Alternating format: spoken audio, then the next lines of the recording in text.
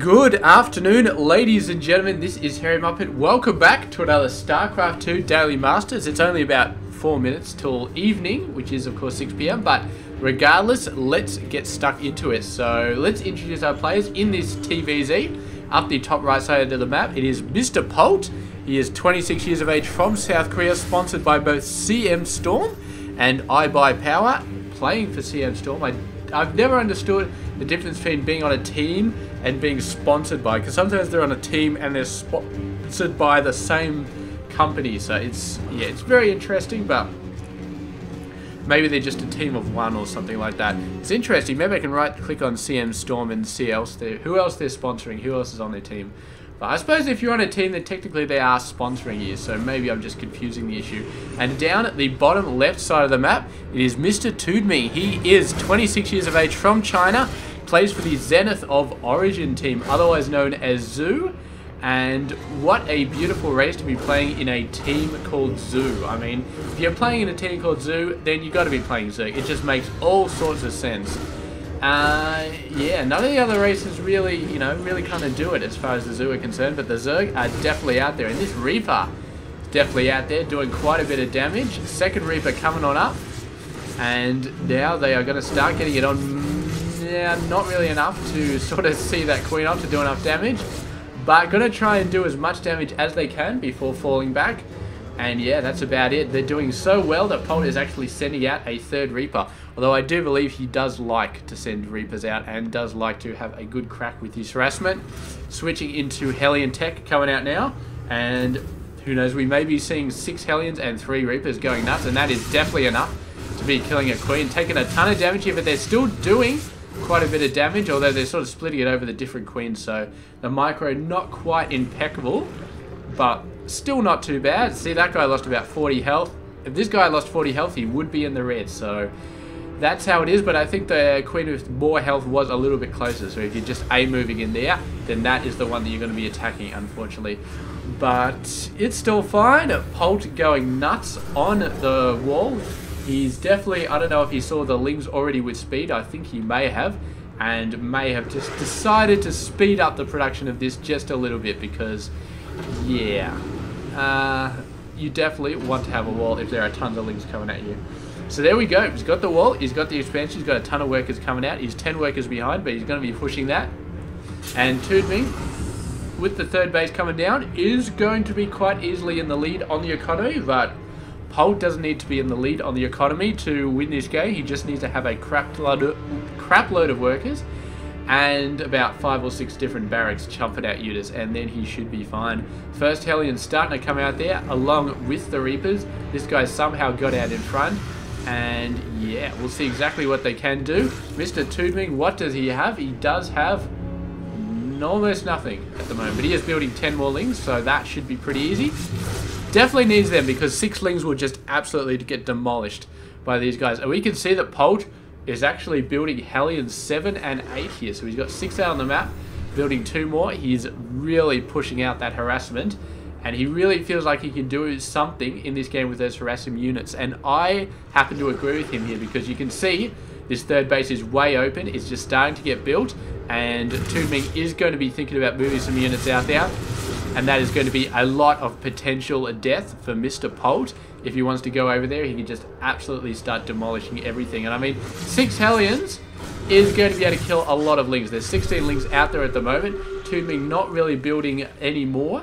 He's going for a sort of a little bit more laid back, teching up and macroing up sort of approach, relying on his Queens and on his Lings to really do the fight for him. Not really expecting the harassment to maybe be as crazy as it is, but Polt really is going crazy. You can see there's now 10 Hellions out on the field. There's a Viking, there's a couple of Marauders, we do have an armory, so it may be full mech. Polt may be going for full mech here, and that is going to be quite scary for Mr. TooDming, but of course he can do all sorts of stuff against full mech. I mean, no, not exactly sure off the top of my head. It's interesting because Mutiling, they get owned by Hellbats and Thors. Roach Hydra does okay, as long as the Hydras don't get owned by siege tanks. The Roaches do provide a lot of defense. They really do soak up a lot of Hellbat damage, and the Hydras shred mech units like there's no tomorrow. I mean, they do a ton of damage. But once siege tanks start getting in the mix, then things start going pretty badly. So there we go. We now have 10, 12 Hellbats running on in. The Lings are scared. The Queens are getting a lot of damage taken. They're running straight in, but the Hellbat damage is so obscene right here, doing so much damage. Baneling's coming out, and this is going to be a great counter for the Hellbats. He needs to do a ton of damage to these guys straight away, and that's what the Banelings are going to be able to do. 3 Queens have gone down, I think. Yes, that is 3 Queens. That's quite a ton. The Banelings now coming in. They don't have a lot of speed, but the Hellbats don't have a lot of speed either. So that is it. 1 Hellbat left, and is he going to be taking care of this? No, he's going to be taking care of the Marauder drop that's happening in the main base. These guys stimming up, trying to do as much as they can. There is a Hellbat down there, at least 1 Hellbat. So that was keeping the Lings off. Meanwhile, the Marauder doing a really, really great job. In the end, TooDming seeing off all those attacks, but what did he lose? 6 workers and a crap load of Lings, but I think the Queens are really, really going to be hurting him at the moment. He's got, how many Queens? He's got 4 at the moment, which is decent. So he's got 4 Queens for 3 bases. It's not the best. Oh, he just lost a Queen. And he's going to lose this one. This one is not going to last very long. There he goes, and now he is down to 2 Queens. Now he needs to start popping those guys out, but he's a little bit low on minerals at the moment. Is moving a lot of his forces over there, looking for a counter-attack.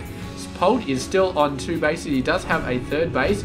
Thinking about moving out. I don't know how aware of this he is. He's probably very aware. No, the Viking is not a Marine, so he can't use the watchtower. He may not be aware of this at all. So here we go. Beautiful bunker bust going on there. And Widowmine coming out, did not get a chance to blow anything up. The Baneling's now moving for the top side. And they didn't even bother lifting up the supply depot. Knew it was going to go down. Baneling's continuing to go in. They're seconds away from hitting those Marines. They're not going to do it, but Lings are everywhere. Banelings are everywhere. And Polt has just been absolutely overwhelmed here. I don't know if you can fall back from this. He's losing so many workers here. There's 23 lost so far, and the number just keeps going up. He's fighting back with workers. He doesn't really have all that many units. He's got 1 Marauder, 1 Viking. That is it in terms of military units. He's vainly trying to build stuff, but I don't think it's going to happen. There we go. A bunch of Marines have started coming out. I must have missed those guys before. And they're starting to clean stuff up. There's still a whole bunch of Lings over there. And there's more Lings coming in. There's more Lings coming in. And I don't know if Polt can do anything here. He's trying to keep these guys alive. They're doing an okay job. That TooDming is just sending wave after wave after wave of Lings into this base. And yeah, Polt is just trying to hang on. He might be able to hang on, but I think it's GG regardless of what he does. He's lost a total of 57 workers so far. He is down to 3 workers versus 52. This is the GG moment right here. I think if he realized how many workers he had left, he would GG on the spot. But right now, he maybe doesn't realize how screwed he really is. And he's actually just totally focused on holding this off. And there we go. The Hellbat's fire come down. In a second, he's going to try and build another Hellbat. And he's just going to be like, what? I don't have any minerals. All right. Yeah, all my workers are dead. So that's it. GG. And TooDming, talk about simplistic, man. He was getting a bit back against the wall with some great Hellbat play from Mr. Polt. And he just said, you know what? I got a ton of Lings. I got a Baling Nest. I'm just going to roll in there and just absolutely smash the shit out of everything. And that's exactly what he did. And Polt was not prepared for it. He was close to getting Widow Mines out there. He was building them when the Banelings came in.